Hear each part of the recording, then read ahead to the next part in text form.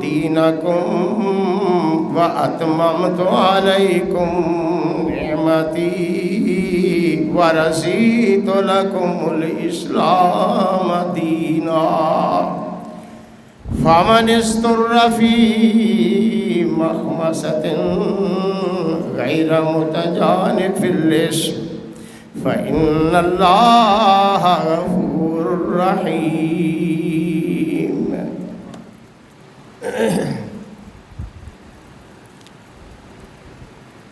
اللہ کے احترام حضرات سامعین کرام، گزشتہ خطبہ جمعۃ المبارک میں نبی اکرم صلی اللہ علیہ وسلم کی حیات طیبہ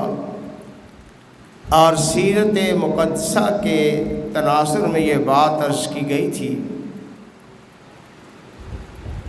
کہ اللہ وحدہ لا شریک نے اپنے محبوب پیغمبر علیہ السلام کو دنیا کی رہنمائی اور رشد و ہدایت کے لیے مبعوث فرمایا ہے، اور قیامت تک کے لیے آپ کو پوری انسانیت کے لیے ایک نمونہ اور اسوہ حسنہ قرار دیا ہے، جس کا بدیہی تقاضا یہ ہے کہ جب نبی علیہ السلام کی زندگی قیامت تک کے لیے اسوہ حسنہ اور نمونہ ہے تو پھر اس کی حفاظت کا بھی بندوبست ہو، تاکہ پوری انسانیت اس سے کما حق ہو استفادہ کر سکے۔ اسی اہتمام کے پیش نظر اللہ تعالیٰ نے نبی علیہ السلام کی سیرت طیبہ، آپ کی تعلیمات کو 3 طریقوں سے محفوظ کیا ہے۔ دوسرے لفظوں میں ہم یہی کہتے ہیں کہ اب سے لے کر نبی علیہ السلام کی بعثت سے لے کر قیامت تک کے لیے نبی علیہ السلام کی سیرت، آپ کی تعلیمات اور آپ کی حیات پاک کو اگر صحیح طور پر دیکھنا، پڑھنا، پرکھنا ہے تو اس کے 3 ہی بنیادی مقصد ہیں۔ 3 جگہ سے سیرت کو لیا جائے، نبی علیہ السلام کی شریعت کو لیا جائے،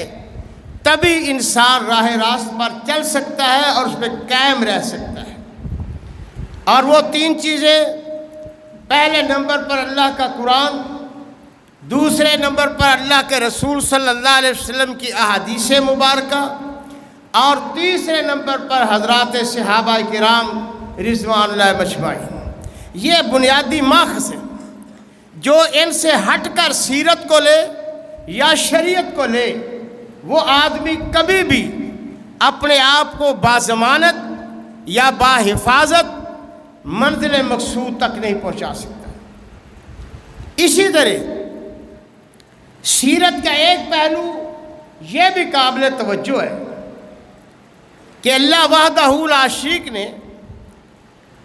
دین اسلام کو مکمل کیا ہے۔ فرمایا کہ الیوم اکملت لکم دینکم واتممت علیکم نعمتی ورضیت لکم الاسلام دینا۔ میں نے تم پر اپنی نعمت کو مکمل کر دیا، اپنا دین مکمل کر دیا، اور یہ اسلام ہی اب تمہارا دین ہے۔ اب اسلام اور دین کی تکمیل، یعنی اس کے مکمل ہونے کا یہی معنی ہے کہ اب اس میں کوئی حق و اضافہ نہیں ہو سکتا، نہ کوئی چیز کم کی جا سکتی ہے، نہ اس میں کسی چیز کا اضافہ کیا جا سکتا ہے۔ چنانچہ ہمارا یہ عقیدہ ہے، ایمان ہے، اور یہ امت اسلامیہ کا احساس ہے کہ قرآن کریم یہ پوری انسانیت کے جملہ مسائل، زندگی میں پیش آمدہ تمام معاملات کی رہنمائی اللہ تعالیٰ نے قرآن کریم اور پیغمبر علیہ السلام کی سیرت میں ہمارے سامنے رکھ دی۔ انسانی زندگی کا کوئی شعبہ حیات کوئی گوشہ ایسا نہیں ہے جس کے متعلق رہنمائی اللہ کے قرآن یا پیغمبر علیہ السلام کے فرمان سے نہ ملے، جس کا معنی یہ بھی ہے کہ جس طرح اللہ تعالیٰ نے دین کو مکمل کیا ہے، اسی طرح اللہ تعالیٰ نے جناب مصطفیٰ صلی اللہ علیہ وسلم کو بھی مکمل کیا ہے۔ یہ نہیں ہے کہ دین مکمل ہو اور دین میں لانے والا اس کی سیرت مکمل نہ ہو، بلکہ نبی علیہ السلام یہ خاصیت بھی رکھتے ہیں، یہ امتیاز بھی رکھتے ہیں کہ اللہ وحدہ لا شریک نے جس طرح آپ کو ظاہری صورت کے اعتبار سے تمام اعلیٰ کمالات سے نوازا ہے، اسی طرح نبی علیہ السلام کو سیرت کے بھی تمام اعلیٰ کمالات سے نوازا ہے۔ ہمارا نبی علیہ السلام پر ایمان، نبی علیہ السلام محبت اور ان کے متعلق عقیدت، یہ تقاضا ہے کہ ہم یہ یقین رکھیں کہ کائنات میں اللہ وحدہ لا شریک نے نبی علیہ السلام کو ساری دنیا سے بہترین صورت نوازی ہے، اور اسی طرح یہ ایمان بھی رکھیں کہ نبی علیہ السلام کو اللہ تعالیٰ نے تمام دنیا سے بڑھ کر سیرت نوازی ہے، بلکہ بعض سلف سے حضرت ابن منبر رحمۃ اللہ علیہ سے تو آتا ہے کہ اگر تمام دنیا کی عقل اور شعور، بلکہ انہوں نے فرمایا میں نے 70 صحیفوں میں یہ بات پڑھی ہے کہ تمام دنیا کی عقل و دانش کو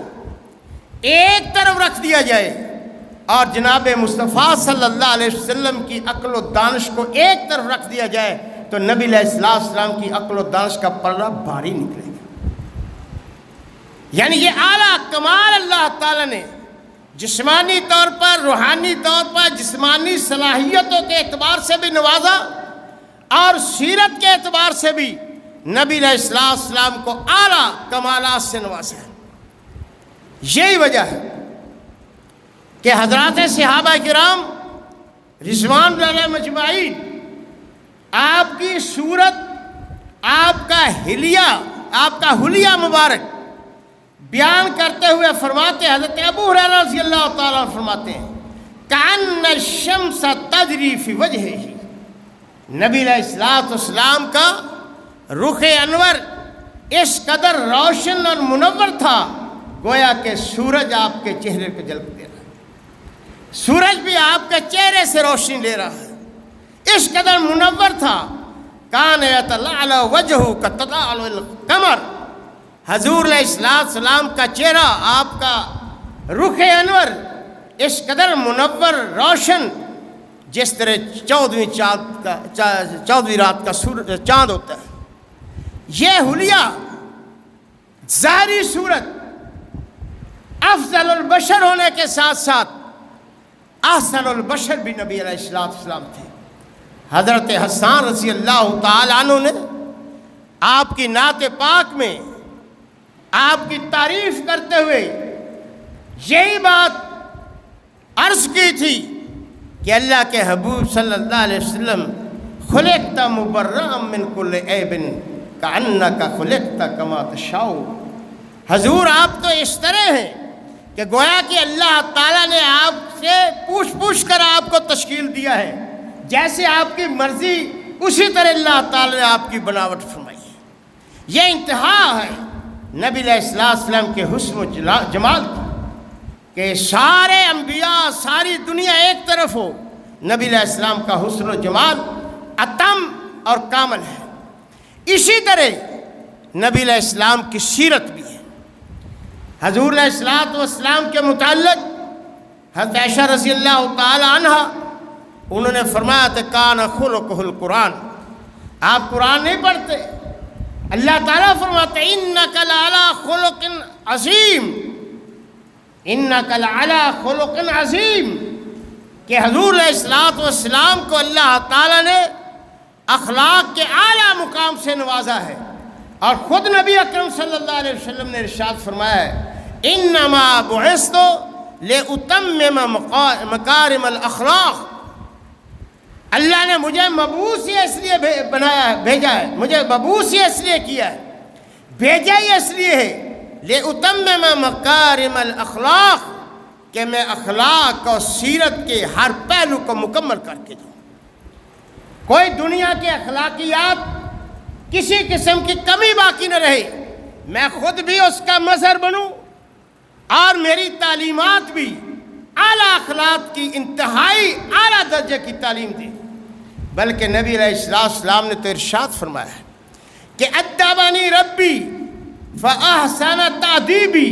ونشأت علی احسن الکمالات، میری تعلیم و تربیت، مجھے جو ادب سکھایا ہے، لوگوں کے استاد جتنے مرضی اعلیٰ ہو انسان ہی ہوتے ہیں، مگر فرمایا ادبنی ربی فاحسن تادیبی، میری تربیت، مجھے جو اخلاق یا آداب سکھائے گئے ہیں خود اللہ تعالیٰ نے سکھائے ہیں، میں اللہ کی نگرانی میں پرورش پایا۔ وَنَشَأْتُ عَلَىٰ أَحْسَنِ الْكَمَالَاتِ، دنیا انسانیت میں جتنے بھی اعلیٰ کمالات ہیں، فرمایا اللہ وحدہ لا شریک نے ان سے مجھے نوازا ہے۔ اس لیے نبی علیہ السلام نے فرمایا خیارکم احسنکم اخلاقا، تم میں سے بہتری کا معیار یہ ہے، اچھا آدمی وہ ہے جس کا اخلاق، جس کی عادات، کردار اور اطوار سب سے اچھے ہوں، رہن سہن اس کا، معاملات اس کے سب سے اچھے ہوں، اس لیے کہ نبی علیہ السلام خود اس لیے آئے۔ تو یعنی سیرت کا یہ ایک پہلو ہے کہ نبی علیہ السلام کی صورت بھی کامل، نبی علیہ السلام کی سیرت بھی کامل۔ اب جو انسان نبی علیہ السلام کی سیرت پاک میں عیب لگائے وہ بھی دائرہ ایمان سے خارج ہو جاتا ہے، جو نبی علیہ السلام کی صورت پاک میں بھی کوئی عیب لگائے وہ بھی دائرہ ایمان سے خارج ہوتا ہے۔ سیرت کا معاملہ بھی آسان ہے، اللہ تعالیٰ نے قرآن مجید میں فرمایا ہے یا ایھا الذین آمنوا لا تکونوا کالذین آذوا موسیٰ فبرأہ اللہ مما قالوا، یہودیوں کے طرح نہ ہو جاؤ جنہوں نے اپنے محبوب پیغمبر علیہ السلام کی صورت میں تانا زنی، یہاں مراد سیرت نہیں ہے، نزول آیت یہ کہتا ہے، سبب نزول یہ بتاتا ہے کہ انہوں نے پیغمبر کی صورت یعنی جسمانی کیفیت پر اعتراض کیا تھا۔ یہی وجہ ہے کہ علماء لکھتے ہیں اگر کوئی شخص نبی علیہ السلام کی مثلا بالوں کے متعلق یہ کہہ دے کہ نبی علیہ السلام کے بال مبارک پراگندے تھے اور مقصود توہین ہو، وہ انسان دائرہ اسلام سے خارج ہو، یعنی تخلیقی طور پر نبی علیہ السلام کے بلکہ عادات کے طور پر یہی نہیں بلکہ نبی علیہ السلام کے متعلقات کے طور پر اگر کوئی شخص توہین کے نقطہ نظر سے کہہ دے تو دائرہ اسلام سے خارج ہوتا ہے، وہ گستاخ رسول شمار ہوتا ہے۔ یعنی جس طرح صورت ہے اس طرح سیرت ہے، دونوں میں کمال ہے اور دونوں میں نقص اور عیب کی تلاش یا اظہار وہ نبی علیہ السلام پر ایمان کے تقاضوں کے خلاف ہے۔ جس طرح نبی علیہ السلام کی سیرت، نبی علیہ السلام کی حیات طیبہ ہمارے لیے ہر اعتبار سے قابل و مکمل ہے، اسی طرح نبی علیہ السلام کی صورت کے متعلق بھی ہمارا یہی ایمان ہے۔ اب جب سیرت بھی تمام اور کمال ہے، جب صورت بھی تمام اور کمال ہے، تو اس کا بدیہی تقاضا کیا ہے؟ بدیہی تقاضا یہ ہے، واضح مطالبہ یہ ہے کہ ہم اس بات کا ایمان بھی رکھیں اور اس بات کا عملی مظاہرہ بھی کریں کہ جس طرح نبی علیہ السلام کی سیرت میں نقص اور عیب یہ اسلام کے تقاضوں کے منافی ہے، اسی طرح اس میں بڑھوتی یہ بھی نبی علیہ السلام کے پر ایمان کے تقاضوں کے خلاف ہے۔ یہی ہے کہ اللہ وحدہ لا شریک اور اللہ کے محبوب پیغمبر علیہ السلام نے غلو اور افراط و تفریط سے منع فرمایا ہے۔ لیکن عجیب معاملہ یہ ہے کہ نبی علیہ السلام پر ایمان، نبی علیہ السلام سے دعوی محبت کے باوجود سیرت کے متعلق سورت کے متعلق تو ہم اتنا غلو کرتے ہی ہیں یا عقیدت کا اظہار کرتے ہی ہیں، لیکن سیرت کے متعلق اتنا ہی ہم تفریط اور تنقیص کا شکار ہو جاتے ہیں۔ اصل بات جو معیار ہے کہ ہم اللہ تعالی اور اللہ کے رسول صلی اللہ علیہ وسلم سے آگے نہ بڑھیں۔ یا ایھا الذین آمنوا لا تقدموا بین یدی اللہ ورسولہ، جو حدود اللہ اور اللہ کے رسول صلی اللہ علیہ وسلم نے متعین کی ہیں، ان حدود سے تجاوز یہ ایمان کے لیے تباہ کن اور بربادی کا باعث بن جاتا ہے۔ اب سیرت جو ہے جب وہ مکمل ہے اور اس کا سب سے بہترین ماخذ قرآن و سنت اور حضرات صحابہ ہیں، تو اب سوال یہ ہے کہ جس طرح ہم سیرت بیان کرتے ہیں یا جس طرح ہم سیرت اپناتے ہیں یا جس طرح سیرت کے تقاضے ہم نے بنا لیے ہیں، کیا ان کا ذکر کہیں قرآن، پیغمبر علیہ السلام کی سیرت یا صحابہ ملتا ہے؟ جب ہمارا ایمان ہے کہ قرآن بھی مکمل ہے، پیغمبر علیہ السلام کی سیرت بھی مکمل ہے، صحابہ کرام نے اس کے مکمل مظاہرے بھی ہمارے سامنے پیش کر دیے، تو اب ہمارا اخلاقی یا ایمانی اور دینی فرض بنتا ہے کہ ہم ایک طرف ان تینوں چیزوں کو رکھیں، یہ معیار اور کسوٹی اور ترازو ہے، اور دوسری طرح سیرت سے متعلقہ اپنے اعمال کو رکھیں، پھر دیکھیں کہ کیا واقعتاً ہم نے سیرت کو مکمل سمجھا ہے یا اس کو ادھورا سمجھا۔ فرض کیجیے 12 ربیع الاول کے حوالے سے ہمارے ہاں جو رسم و رواج ہیں،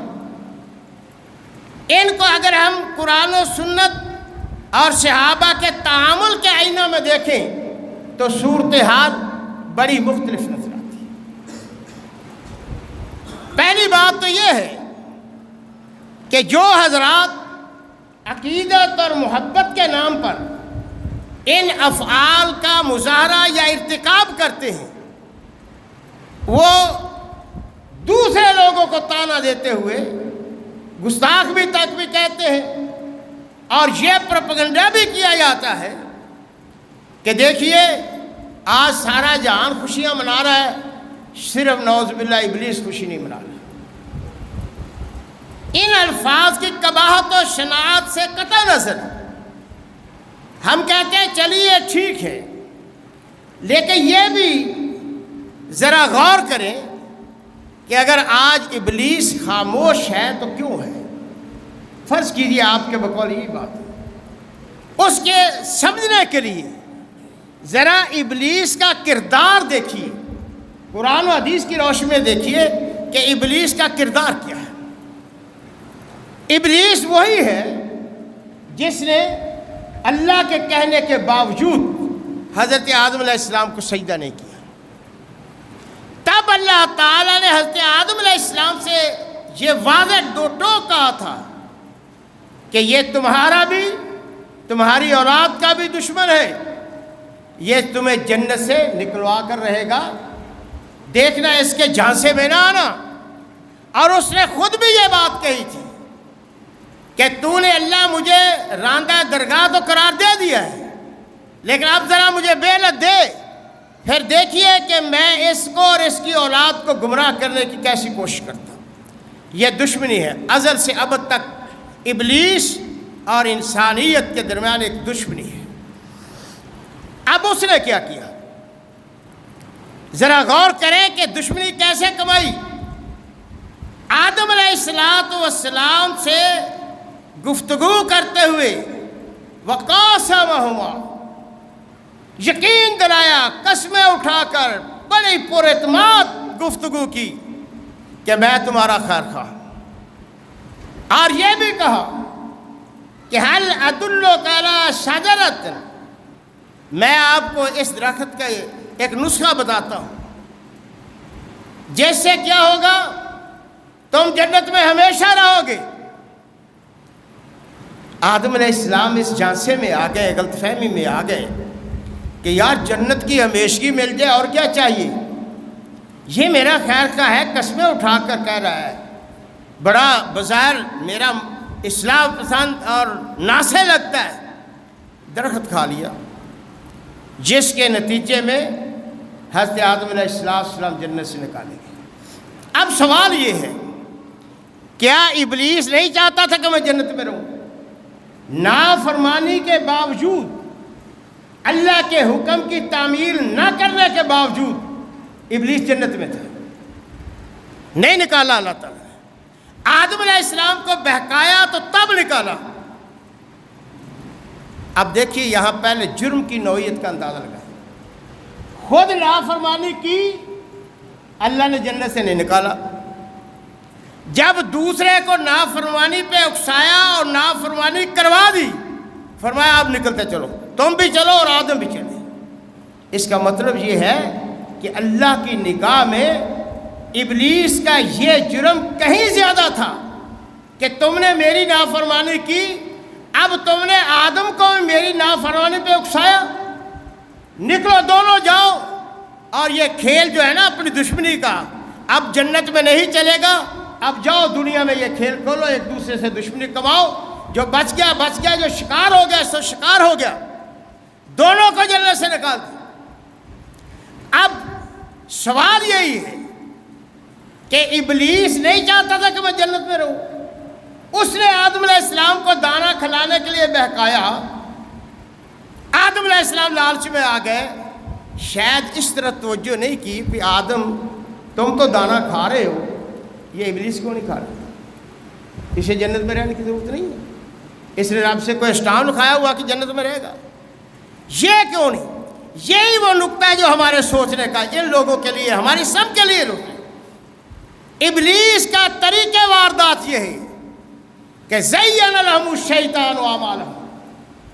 شیطان ان کے لیے ان کے اعمال کو مزین بناتا ہے، آپ نہیں کرتے۔ پتہ ہے کہ ایک ہی نافرمانی کی ہے، عبدالآباد کے لیے جنت سے نکالا گیا ہوں، راندہ درگاہ ملعون بن گیا ہوں، اب میں تو یہ کام نہیں کروں گا، تم سے کرواؤں گا۔ اور اللہ نے یہ واضح کہا بھی ہے، کمثل الشیطان اذ قال للانسان اکفر فلما کفر قال انی بریء منک انی اخاف اللہ رب العالمین۔ سمجھو شیطان کو، اپنے دشمن کو سمجھو، کیا کرواتا ہے؟ کمثل الشیطان اذ قال للانسان اکفر، شیطان انسان کو کہتا ہے کفر کر یہ گناہ، فلما کفر، جب وہ گناہ کر دیتا ہے، قال انی بریء منک، بھئی میرا تیرا کوئی تعلق نہیں، میں بری ہوں، انی اخاف اللہ رب العالمین، جو کام تجھ سے کروایا ہے یہ میں نہیں کروں گا، اس لیے کہ اخاف اللہ رب العالمین، رب سے ڈرتا ہوں، میں تو ایک گناہ کی سزا نہیں ابھی تک معاف کروا سکا، لیکن تمہارے ساتھ دشمنی ہے۔ زین لہم الشیطان اعمالہم، اور یہی بدعت میں سب سے بڑی خرابی ہوتی ہے۔ گناہ کتنے بھی ہوں، آدمی قتل کرے، قتل کے بعد کسی لمحے شرمندہ ہو جاتا ہے کہ یار میں نے اچھا نہیں کیا، شراب پیے، نتیجتاً اس پر بھی شرمندہ ہو سکتا ہے، چوری کرے، اخلاقی جرم کرے، کچھ بھی کر لے، تمام گناہوں سے بدعت ایسا ایک منفرد گناہ ہے کہ انسان اس پہ شرمندہ نہیں ہوتا بلکہ مطمئن ہوتا ہے کہ میں نے بہت اچھا کیا۔ یہی کہا ہے زین لہم الشیطان اعمالہم، شیطان اس کے نظر کیا بات ہے، تم تو بہت اچھا کر رہے ہو، محبت رسول کا یہی تقاضا ہے، دین کا یہی تقاضا ہے، لیکن خود نہیں کرتا۔ بات سمجھے نا کہ شیطان اگر خاموش ہے، نہیں کرتا تو کیوں نہیں کرتا؟ اس لیے نہیں کرتا، اسے پتا ہے کہ یہ گناہ ہے، میں نے گناہ نہیں کرنا، میں نے تو ایک گناہ نہیں بخشوایا، یہ اب آدم کی اولاد ہے، اس کو لگاؤ اس طرف۔ پھر دوسرے نمبر پر سوچئے کہ آپ کیا کہہ رہے ہیں، کبھی اپنی گریبانوں میں جھانک کر دیکھیے کہ اس کی زد کہاں پڑتی ہے، آپ کے اس بات اور گفتگو کے نشانے کہاں کہاں لگتے ہیں؟ کیا نبی علیہ السلام کی شریعت مکمل ہونے کے بعد آپ کے صحابہ نے کبھی کیا ہو، خود نبی علیہ السلام نے ایسا کچھ کیا ہو؟ چلیے سب کو چھوڑیے، خود سیدنا امام ابو حنیفہ رحمۃ اللہ علیہ نے کیا، کیا نعوذ باللہ یہ سارے نبی علیہ السلام سے لے کر خلفائے راشدین، صحابہ کرام، تبع تابعین، تابعین، ائمہ کرام، محدثین، فقہاء، مجتہدین، یہ سارے نعوذ باللہ حزب الشیطان تھے؟ ذرا شرم اور حیا آنی چاہیے. کچھ سوچئے، خدا را سوچئے. اس سے نیچے کوئی فتویٰ نہیں جو ان لوگوں پر لگایا جائے. جو صرف اس کے فتوے کی زد میں یہی لوگ آپ کے سامنے جو موجود ہیں وہ ہیں. آپ ان اسلاف کے متعلق یہ بات کرتے ہیں جو اس دین کو پہنچانے میں ہمارے محسن ہیں، جو امین ہیں، جنہوں نے شبانہ روز محنت کر کے قرآن و سنت کی تعلیمات کو ہم تک پہنچایا ہے، اور جنہوں نے ثابت کیا ہے پیغمبر علیہ السلام کی سیرت یہ مکمل ہے. آپ کے دعوے سے تو معلوم ہوتا ہے نہ قرآن کریم کی 114 صورتیں ان سے قرآن مکیم مکمل ہے، نہ حدیث کے ذخیرہ میں سیرت مکمل ہے، نہ نعوذ باللہ نبی علیہ السلام کے صحابہ نے سیرت کو مکمل، سیرت ناقص ہے. تو پھر رب نے کیوں کہا الیوم اکملت لکم دینکم؟ میں نے تو دین مکمل کر لیا. اتنا بڑا دین کا رکن، دین کا اتنا بڑا اہم کام جس پر نبی علیہ السلام کی محبت ایمان کی ساری عمارت کھڑی ہے، نبی علیہ السلام نے، اللہ نے اس کا ذکر ہی نہیں کیا. تو کیا نعوذ باللہ ہم یہ کہہ لیں یا تسلیم کر لیں کہ نبی علیہ السلام کی سیرت، آپ کا دین، آپ کی شریعت مکمل نہیں؟ یا نعوذ باللہ یہ سمجھ لیں کہ قرآن سیرت تو مکمل تھی، دین کو مکمل تھا، جنہوں نے اس قرآن کو مرتب کیا انہوں نے یہ آیتیں نکال دی، جن محدثین نے حدیث کو جمع کیا انہوں نے یہ حدیث نکال دی، جن فقہاء مجتہدین نے فقہ مرتب کی انہوں نے فقہ میں نہیں اس مسئلے کو بیان کیا، وہ دیانتی ہے. میرے بھائیو، اللہ کے پیغمبر تو کہتے ہیں کہ حل بلغت تو 1,24,000 زیادہ صحابت شہادت، حل بلغت تو، بتاؤ میں نے دین پہنچا دیا یا نہیں پہنچا دیا؟ صحابہ کہتے ہیں بلغت امانت بلغت الرسالت ودیت الامانت وجاہدت فی اللہ حق جہادہ. ہمارے محبوب پیغمبر علیہ السلام نے کوئی چیز بھی دین کی نہیں چھپائی، بلکہ صحابہ تو کہتے ہیں جو شخص یہ عقیدہ رکھے کہ نعوذ باللہ نبی علیہ السلام نے کوئی چیز چھپائی ہے، اس نے پیغمبر علیہ السلام پر جھوٹ باندھا ہے، آپ کی تکذیب کی ہے. ہم زبان سے نہیں کہتے، لیکن جو ہماری حرکتیں ہیں، جو ہمارے اعمال ہیں، وہ ہمیں بتا رہے ہیں کہ ہم وہی کچھ کہہ رہے ہیں جو دشمن ہم سے کہلانا چاہتا ہے. پھر یہ غلط فہمی بھی دی جاتی ہے کہ نبی علیہ السلام سے، قرآن سے، نبی علیہ السلام سے بھی میراث ثابت ہے. کیا جی مسلم شریف میں آتا ہے کہ نبی علیہ السلام سوموار کو روزہ رکھا؟ دیکھیے، نبی علیہ السلام سے پوچھا گیا کہ حضور علیہ السلام آپ روزہ رکھتے ہیں جمعرات، سوموار اور جمعرات کو روزہ رکھتے ہیں؟ آپ نے فرمایا ان دونوں دنوں میں اللہ کے ہاں نامہ اعمال پیش ہوتا ہے، اور میری خواہش ہے کہ میرا نامہ اعمال بھی جب رب کے حضور جائے تو فرشتوں سے پوچھا جائے کہ میرا محبوب کس حالت میں تھا، تو اللہ کہے محبوب علیہ السلام روزے کی حالت میں تھے. اس کے ساتھ آپ نے یہ بھی فرمایا کہ یہ بھی کہ سوموار کے دن میں پیدا ہوا تھا. اب سوال یہ ہے کہ یہ اللہ کے رسول صلی اللہ علیہ وسلم نے کیوں کہا؟ یہ اللہ کے رسول صلی اللہ علیہ وسلم نے کیوں کہا؟ ذرا اس کی علت پر غور کریں. دیکھیے، اللہ کے رسول صلی اللہ علیہ وسلم ہمارا عقیدہ درست کرنا چاہتے ہیں، ہمیں غلط فہمیوں سے بچانا چاہتے ہیں. حضور علیہ السلام نے اپنی قبر متعلق کیا کہتا ہے؟ لا تجل قبری صنما یعبد. یا اللہ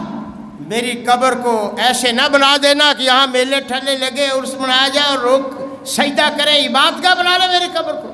یا اللہ میری قبر کو اس بات سے بچانا. خود اپنے متعلق بھی یہی بات ارشاد فرمائی. یہاں بھی اصل میں حکمت یہی ہے کہ لوگ، میں نے یہ بات تو کہہ دی ہے کہ سوموار کو روزہ رکھتا ہوں، ایک قوم آئے گی شاید جو اسی نسبت سے سوموار کو میرا میلاد منائے گی، عید منائے گی. لہذا خبردار کر دیا کہ لوگوں،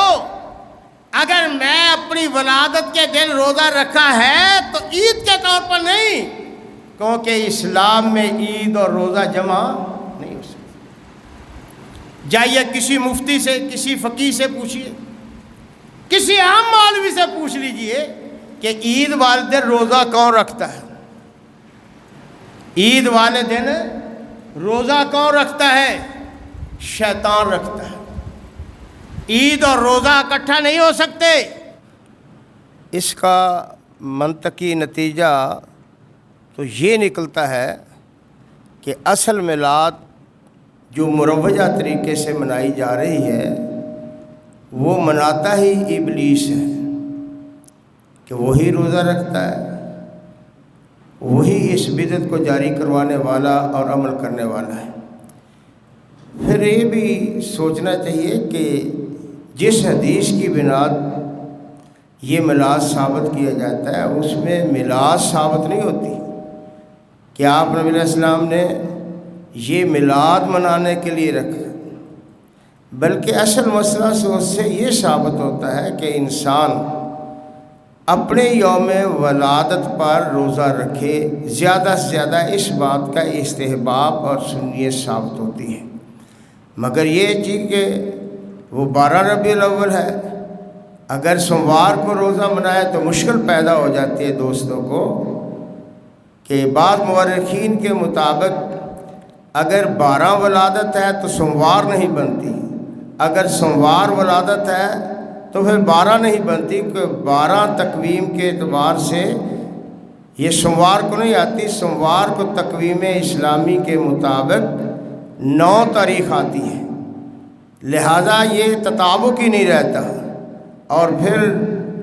ہر سوموار کو روزہ رکھنا یہ چونکہ کار دارت، اس لیے آسان چیز کو اختیار کر لیا جاتا ہے اور مشکل کو چھوڑ دیا جاتا ہے، اور محبت کے لیے جن مشکلات کو عبور کرنا پڑتا ہے وہ شاید ہمارے بھائیوں کے بس کا روگ نہیں ہے، اس لیے آسان خوشنودی ابلیس میں وہ راستہ اختیار کر دیا گیا جس کا سنت کے ساتھ نہیں بلکہ بدعت کے ساتھ تعلق ہے۔ اگر تم عید مناتے ہو تو پھر یاد رکھو پیغمبر علیہ السلام اسے روزہ نہ رکھتے، کیونکہ روزہ اور عید اکٹھے نہیں ہوتے، اور اگر نبی علیہ السلام نے اسی لیے روزہ رکھا ہے تو پھر اپنے ضمیر سے پوچھ لو کتنے روزے رکھتے ہو؟ کیا روزہ ہوتا ہے؟ میلاد مناتے ہو کہ نبی علیہ السلام نے میلاد منائی؟ طریقہ وہ اپناتے ہیں جو اپنا من پسند ہو، سستی چیزیں کہ زیادہ کھایا جائے۔ نبی علیہ السلام روزہ رکھتے ہیں، ہم زیادہ کھاتے ہیں، ہم سبیلے لگاتے ہیں، کیا یہی ہے نبی علیہ السلام کی میلاد؟ پھر دوسرا سوال یہ بھی سوچئے، خدا را سوچئے، کامن سینس کے ذریعے سوچئے کہ نبی علیہ السلام تو ہر سوموار کو عید میلاد مناتے تھے۔ اگر یہی دلیل ہے تو پھر نبی علیہ السلام سال کے بعد نہیں، ہر ہفتے مناتے تھے، تو مناؤ نا پھر ہر ہفتے، جس سے پتہ چلتا ہے کہ یہ کیا ہے، زین لہم الشیطان اعمالہم۔ اور محدثین، فقہاء، ائمہ سلف نے لکھا ہے کہ بدعت کی سب سے بڑی نحوست معاشرے میں یہ آتی ہے کہ جب بدعت آتی ہے سنت اٹھ جاتی ہے، بدعت کی نحوست آتی ہے تو سنت کی برکت اٹھ جاتی ہے، اور شیطان ہم سے یہی کچھ کروانا چاہتا ہے اور یہی کچھ ہو رہا ہے، اور اسی کا نتیجہ ہے کہ آج معاشرے سے سنت کی برکت اٹھ گئی، بدعت کی نحوست چھا گئی ہے، پورا معاشرہ اس نحوست کا شکار ہے۔ تو میرے بھائیوں، اگر ہمارا واقعتاً ایمان ہے کہ سیرت کے 3 ماخذ ہیں، قرآن، حدیث، صحابہ، اور ہمارا ایمان ہے کہ شریعت بھی مکمل ہے، سیرت بھی مکمل ہے، تو پھر آئیے اپنے عمل سے ثابت کرے کہ ہماری شریعت بھی مکمل ہے، ہمارے محبوب کی سیرت بھی مکمل ہے۔ اس میں کمی کرنے والا بھی اللہ کے رسول کا مجرم ہے، اس میں اضافہ کرنے والا بھی اللہ کے رسول کا مجرم ہے۔ اللہ تعالی ہمیں شریعت اور سیرت کو حقیقی معنوں میں سمجھ کر اپنانے کی توفیق بخشے۔ وآخر دعوانا الحمدللہ رب العالمین۔